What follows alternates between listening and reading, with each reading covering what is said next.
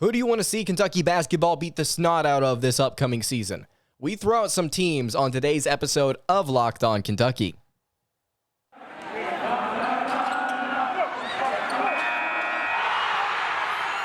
You are Locked On Kentucky, your daily podcast on the Kentucky Wildcats, part of the Locked On Podcast Network, your team every day.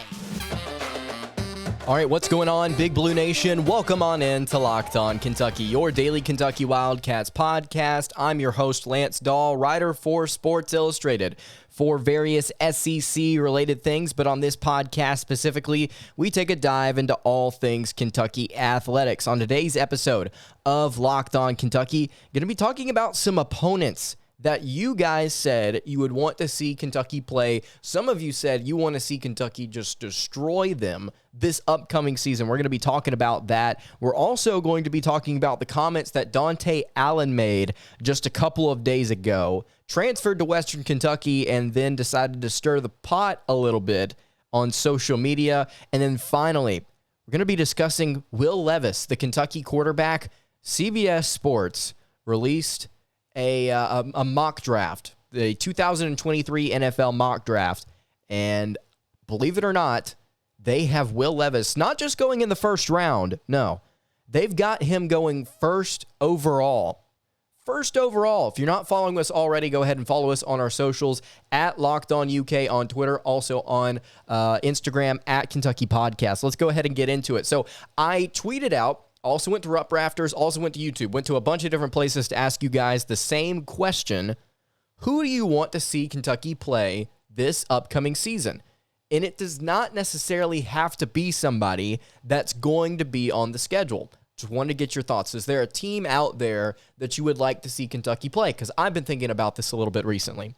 And you had some blue bloods in there. You had some rivals. And I want to go through the list here.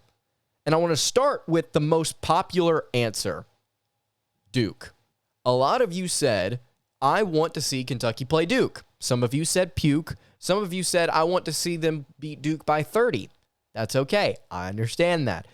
I think that Duke would be a phenomenal opponent for Kentucky to play in the non-conference slate this upcoming season, given the rivalry, first off, but also at the same time, the tension that has been brewing between these two programs. I feel like over the past, 12 months or so, give or take, just based on the fact that the recruiting front has been incredibly difficult for the Wildcats, and a lot of it has been due in part because Duke has been kind of just taking recruits recently. So I think that would be a phenomenal matchup because I think that there would be a lot of storylines surrounding that game. It's not one of those where it's just like, oh, well, the rivals are playing this season and it's just another game in the rivalry. It's like, not only are they playing this season, but there's some off-season storylines that are going to come to a head whenever these two teams clash. There's going to be a lot of tension, and I think a lot of eyes would be turned to that matchup. I think Duke would be a phenomenal game. Another team that was mentioned a couple of times that I personally want to see Kentucky play the most this season, Louisville. I want to see Kentucky play Louisville. Now that Kenny Payne's there, now that they've made this big deal on social media about their coaching staff and how they've done all these different things, even though mostly it's stuff that actually Kentucky people have done and Kentucky players have accomplished in the NBA. You can go over to Louisville social media and see just how badly they got ratioed by some Kentucky fans. But Louisville, I think, would be great because obviously we did not get to play them last season. And I would just like to see Kentucky go out there and beat them by 30 just to shut them up for a season. I would love to see that. Those Louisville and Duke would be two teams that, like, man, if we could just go out there and run over them for a full game, gosh, that would be great. Of course, you probably aren't going to be capable of absolutely demolishing them, but we don't know. I mean, Kentucky won't beat the national championship champion by 20, by 18, but by a large margin at their place. Of course, I'm talking about Kansas this past season. And then they beat the runner-up by, what was it, like 98-62, something ridiculous like that. Beat North Carolina and just drilled them. Sometimes college basketball is weird the way it works out. A couple teams in here that were only mentioned once, I think, Villanova, Arizona, Memphis, North Carolina, and then a couple of teams that were mentioned a little bit more frequently. I think West Virginia was mentioned, 3 times, and one of you specifically said so that we can beat the snot out of Bob Huggins and West Virginia in the SEC Big 12 Challenge. I'd like to see that again. I would really enjoy that, but I find it interesting. One of you specifically said, I want to play them at West Virginia, and I want to beat them at West Virginia. I like that. I absolutely love that. Gonzaga was mentioned a few times as well. A couple of you are like, we need some fresh non-conference matchups for Kentucky. We need some, not only do we want them to be like big primetime blue blood clashes, but we also want them to be fresh. I mean, when's the last time you saw Kentucky play Gonzaga? Or when's the last time you saw Kentucky play Arizona, right? So I can understand where you guys are coming from on that. Some of you said St. Peter's, and you said you would like specifically to play them at Rupp. Don't blame you. Would be an interesting matchup. Of course, it would be something to kind of, get the energy out a little bit. Like you beat them by 1,000, at Rupp, and you're like, you know what, we're feeling good. But I don't think that it would carry as much weight as a rematch against last year's squad because the coach is gone, half the players are gone, Doug Eddard is gone. So, yeah, I don't necessarily think that after beating up on St. Peter's, Kentucky fans would feel like really, really good because it's definitely, if you think about it at all, it's not the same team. Of course, it would be therapy in a way, but at the same time, it's not. It would not be as valuable as maybe some other games would. Is all I want to say. North Carolina was mentioned once. Memphis was mentioned once, and I had to include Memphis on the list because personally, It's not that I dislike Penny Hardaway. It's not that I dislike Memphis as a program. I just don't like them. We'll put it that way. I would love to see Kentucky just go and really shut up some of the people, some of the fans surrounding Memphis. And some of you may not be familiar with this name. User on social media, on Twitter and Instagram, Memphis Content. If you're somehow out there and you somehow see this, I hope that we play. You lost the Jalen Green Bowl. That's all I'm going to say. The final team here, only one of you suggested this. Western Kentucky. You said, I want to see us play Western Kentucky again. Like, why would you want to do that? We beat them by over 30 points last season. Well, there's a reason why one of you would like to see us play Western Kentucky, I believe, and it's because of the comments that Dante Allen made yesterday. And actually, technically, this is 2 days from now by the time that you're hearing this. It was 2 days ago. Before I kind of dive into what was said on social media, I just want to remind you guys, hey, if you're watching on YouTube, please subscribe. And if you're listening on podcast format, leave a review for the show. I want to hear what you have to say. Some of you aren't kind, and that's okay. Some of you are kind, and that's okay. Either way, I appreciate your feedback, and I'm continuing to try and make the show just a little bit better. And if you have not noticed, we have done a little bit of remodeling in the studio. If you can't see the SEC flags or the SEC helmets, we've done a little moving around. I hope you guys like the new setup, trying to make this as good of an experience, as positive, as smooth of an experience as possible for you guys. I really appreciate you listening in, so I'm trying to make it as good of a product as I can. But anyway, Dante Allen tweeted out, I believe this was Sunday afternoon, if I'm not mistaken. I may be off on that, but I believe it was Sunday afternoon whenever I went and looked at the tweet. And he obviously transferred to Western Kentucky, for those of you that don't know. And he said on Twitter, and I quote, "So can we run the Western Kentucky matchup back?" And he quote tweeted a couple different people that were getting on to him. Like, oh man, are you serious? You really want to get your tail whipped, dude? Like, you stink. Like, I can't believe you choked in these games for us in 2020. And he's like, dude, I'm just stirring the pot on a Sunday afternoon. Like, would you chill? Like, I'm literally just playing around. Like, chill. It's all good. Like, there's no hard feelings there. I mean, he talked about how awesome Kentucky was whenever he left. It's just like, yeah, it's been a great experience, and I've got no hard feelings, and everybody's been positive and nice, and I know I'm just moving on to try and better myself. I'm like, you know what? I get that. I've got no hard feelings past this tweet. I've got no hard feelings to this tweet. But I will say, I do want to ask the question. But seriously, actually, can we run this back? Like, let's take Dante Allen outside of this for a second. Can we run this Western Kentucky matchup back? If you didn't know, Jamarian Sharp, their 7'5" center, and yes, I said that correctly, 7'5" center, has decided that he will be returning to Western Kentucky this season. So Dante Allen will get to play with the 7'5" center that I believe only scored, 8 points against the Wildcats whenever they faced off? Had 7 blocks, but had 8 points in 25 minutes. And I kind of just look at some of the things that happened last year, okay? So Kentucky won the game 95-60. And they outscored Western Kentucky 58-32 in the second half. Oscar Tshiebwe had 28 rebounds. And yes, I'm reading that statistic correctly. Jacob Toppin had 12 points and 6 assists off the bench. He's going to be more of a focal point, probably going to be in the starting rotation, barring something unforeseen this season. And then just some of the overall stats. Western Kentucky shot less than 33% from the floor, less than 16% from three, was out-rebounded 51-27. Of course, half of that was stinking Oscar Tshiebwe. Actually, more than half of that. And Western Kentucky, the Hilltoppers, get this, had 5 total assists on the night. Now, you may say, well, Kentucky really doesn't spread the ball around a ton either. I mean, they get the job done, but it's not like they consistently throw out a bunch of assists. How about 27 assists for the Wildcats in this matchup? 5 assists to Kentucky's 27. That's crazy. So my question here is, hard feelings aside, can we run this matchup back? I'd like to see it, because I thought that Jamarian Sharp was a problem last season heading into this matchup. Of course, also, if I'm not mistaken, this was scheduled on short notice because of some COVID issues. So I'm sure if Western Kentucky had a little bit more time to prepare, this game would not be as lopsided. But this is one of those games where, hey, if you all want to play it, we'll play it. Because we like the results that we had last year. And, if you want to run this back, we can. Also got to ask the question, in all due respect to Dante Allen, who shot 39% from three during his first season with the Wildcats, is his 19% that he shot this year really going to get the Hilltoppers over the hump? I mean, who knows? He could pop off like he did against Mississippi State a couple of years ago.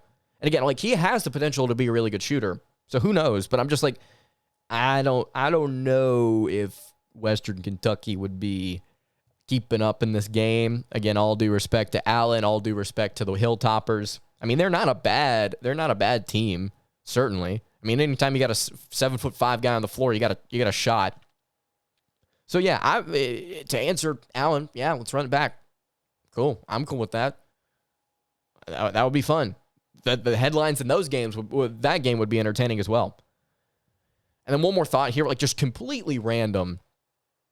Notre Dame would be another game that I would want to run back. Just to kind of finish out our thoughts from earlier. Notre Dame would be another matchup that I want to run back after losing the home and home. Can we get one more at Rupp, please?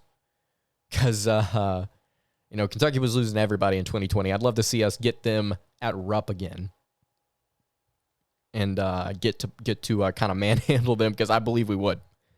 All right. Will Levis has been mocked to go first overall in the 2023 NFL Draft, something that I did not think I would say this time last season. Was Will Levis committed to us this time last season? Well, regardless, it's something that I would not have said had he been committed or not. Before we kind of dive into that, though, I want to tell you guys about our friends over at BetOnline. Our partners at BetOnline continue to be the number one source for all of your betting needs and sports info. You can find all the latest odds, news, and sports developments, including this year's basketball playoffs, Major League Baseball scores, fights, and even next season's NFL futures. BetOnline is your continued source for all of your sports wagering information, from live betting to the playoffs to esports and more. You can head to the website today or use your mobile device to learn more about the trends and the action. That's betonline.net, where the game starts. All right, wrapping up the Tuesday edition of Locked On Kentucky. Lance Dawe here with you. Really appreciate you making Locked On Kentucky your first listen every single day. Want to remind everybody out there that we are free and available on all platforms. So CBS Sports on Monday, this is technically, this is Monday for y'all guys. Gosh, I've got my days mixed up. No, this is Tuesday. I am having a stroke. So on Monday, there was a mock draft released by CBS. Got that part right, Lance. Way to go. It was written by, I believe, Chris Trapazzo. I believe is how you pronounce his name. I don't want to say Trapasso and sound too Southern. But he released a way too early mock draft and said essentially, like, it's never too early to release a way too early mock draft. And there's also, it's never too early to just smoke unprecedented amounts of drugs, because some of the picks in this draft are just obscene. Of course, I think that's part of the reason why places like ESPN and CBS and 24/7 put things like this together, is because they can get engagement on it in the offseason, and it's that dry spell for these boys. Not for us here at Locked On Kentucky. We're still rolling. There is no offseason here, in the words of Josh Pate. But yeah, Will Levis, according to Chris, will go first overall, at least in this way too early mock draft, to the Houston Texans. And this is what Chris says about Will Levis. Levis feels like a quarterback who can eventually be the number 1 overall pick. He's big, chiseled, and has a rocket for an arm and can scramble. The Texans will probably be in the quarterback market in a big way next offseason. And yeah, and if Davis Mills for the Texans does not pan out, and it's not really looking like he's going to, the neck heard round the world there in Houston, if he doesn't pan out, I could definitely see them taking somebody like Bryce Young. Now, Will Levis going first overall right now, guys. Listen. I love Will Levis, right? I love his gunslinger mentality. I've compared him to Matthew Stafford on this show. Just a little bit more athletic, actually, in my opinion, in terms of his scrambling ability. Like, I like him. Don't get me wrong. I like him. But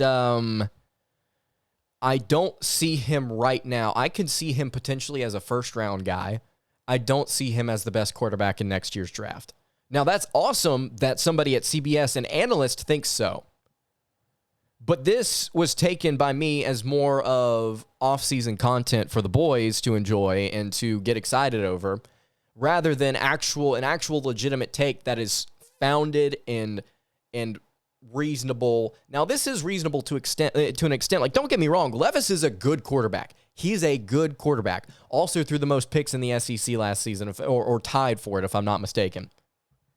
So there are some things that Levis can work on. Absolutely. There are definitely things that he can work on, and turnovers being one of them. But to kind of give Trapasso like some credit here, I mean, Levis is incredibly athletic. He's got a really big arm. He's got great size, sitting at 6'3", 225, if I'm not mistaken. 230. Excuse me. So, yeah, I think that, as far as just the physical attributes go, he looks like an NFL quarterback. It's just the decision-making and the mental side of things that I just don't know if he's right now has first overall pick written all over him, right? I want to see him develop a little bit more this year. I want to see what he does with some of these new receivers. And I think that there's opportunity for him to get... I'm not saying that he's not going to become potentially a first overall pick.